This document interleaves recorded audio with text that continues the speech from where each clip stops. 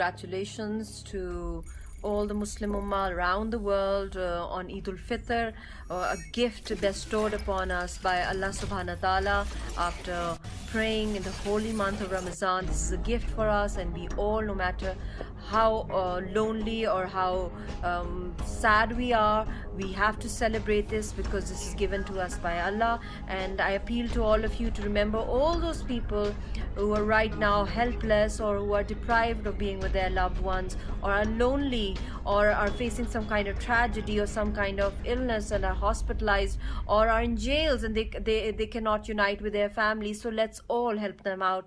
Let's pray for them. Let's go and meet them. Let's console them, and let's celebrate our happiness and cherish our happiness with these people. And believe you me, that this will become, our Eid will become larger than life, in fact, and we will feel the true essence of Eid al-Fitr.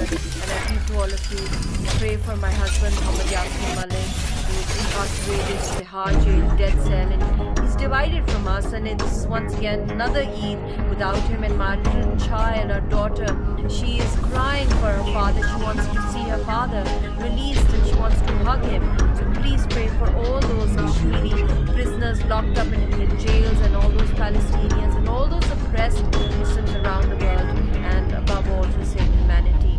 Let's all join hands to enjoy